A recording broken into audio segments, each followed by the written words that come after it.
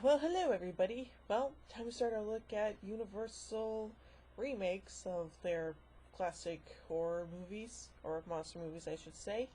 Anyway, let's start that off with 1979's Dracula. In Whitby, England in 1913, Count Dracula arrives from Transylvania via the ship Demeter one stormy night. A sickly Mina Van Helsing, who is visiting her friend Lucy Seward, discovers Dracula's body after his ship has run aground. Count visits Mina and her friends at the household of Lucy's father, Dr. Jack Seward, whose cliff-top mansion also serves as a local asylum. At dinner, he proves to be a charming guest and leaves a strong impression on the host, Lucy especially. Less charmed by this handsome Romanian is Jonathan Harker, Lucy's fiancé. Aww. Later that night, while Lucy and Jonathan are having a secret rendezvous, Dracula reveals his true nature as he descends upon Mina to drink her blood. The following morning, Lucy finds Mina awake in bed, struggling for breath. Powerless, she watches her friend die, only to find wounds on her throat. Lucy blames herself for Mina's death, as she had left her alone. At a loss for the cause of death, Dr. Seward calls for Mina's father, Professor Abraham Van Helsing. Van Helsing suspects what might have killed his daughter, a vampire.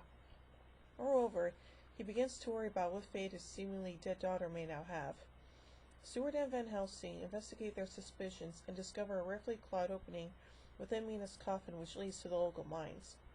It is there that they encounter the ghastly form of an undead Mina, and it is up to a distraught Van Helsing to destroy what remains of his own daughter. Yeesh. Lucy, meanwhile, has been summoned to Carfax Abbey, Dracula's new home, and she soon reveals herself to be in love with this foreign prince and openly offers herself to him as his bride. At a surreal wedding night sequence, employing lasers and shot by famed James Bond title sequencer Maurice Binder, Lucy, like Mina before her, is now affected by Dracula's blood. However, the two doctors manage to give Lucy a blood transfusion to slow her descent into vampirism, but she remains under Dracula's spell. Now aided by Jonathan, the elderly doctors realize that the only way to defeat Dracula and save Lucy is by destroying him. They manage to locate his coffin within the grounds of Carfax Abbey, with the vampires waiting for them. Despite it being daylight, Dracula is still a very powerful adversary. Dracula escapes her attempts to kill him and bursts into the asylum to free the captive Lucy. While there, he murders his one-time slave, Milo Renfield, for warning the others about him. Dracula intends for him and Lucy to return to Transylvania together. In a race against time, Harker and Van Helsing just manage to get aboard a ship carrying the vampire cargo bound for Romania. Below decks, Harker and Van Helsing find the Count's coffin. Upon it, they see Lucy sleeping beside Dracula. Again, they try to destroy him, but the Count awakens and once more fights with them. In the struggle, Van Helsing is wounded by Dracula as he is impaled by the stake intended for the vampire. As the enraged Count now turns his attention to Harker, Van Helsing throws a hook attached to a rope from the ship's rigging into Dracula's back. Harker seizes his only chance and hoists the Count's body up through the cargo hold and into the sunlight above. Dracula then suffers a slow and painful death as the solar rays burn his body. Lucy, now apparently herself once more, reaches out to Harker, who stares at the mortally wounded Van Helsing. At this moment, she looks up to see Dracula's cape flying away in the wind, and smiles enigmatically. Interesting, isn't it? Well, anyway, let's get some production elements of this movie.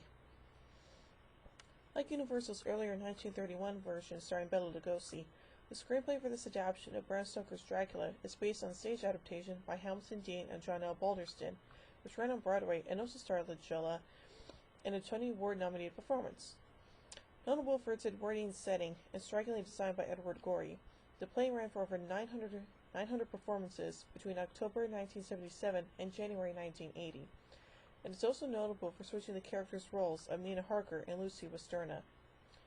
The film was shot on location in England, at Shepperton Studios in Black Park, Buckinghamshire. Cornwall doubled for the majority of the exterior Whitby scenes, Tintagel for Seward's Asylum, and St. Michael's Mount for Carfax Abbey. The Castle Dracula was a glass mat painted by Albert Whitlock.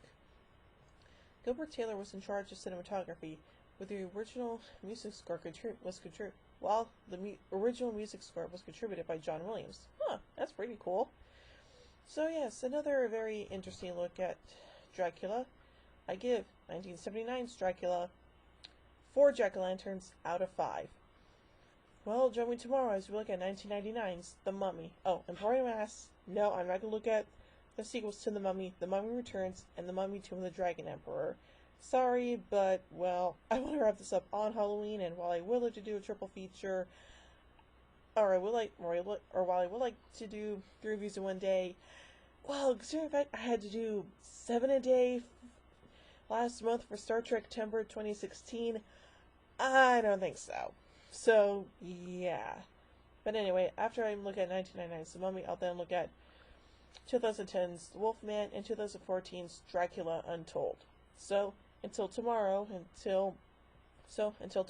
I look at 1999's The Mummy, see you guys.